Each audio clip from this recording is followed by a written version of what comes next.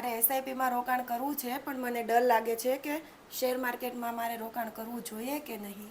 જો જ્યારે પણ આપણે એસઆઈપી ચાલુ કરીએ ત્યારે સૌથી પહેલાં જોવાનું એ છે કે આપણો સમય, આપણે કેટલા ટાઈમ માટે પૈસાનું રોકાણ કરીએ છીએ. જો આપણી પાસે સમય 5 કે 7 વર્ષ કરતાં વધારે હોય તો ચોક્કસપણે એસઆઈપીમાં રોકાણ કરાય.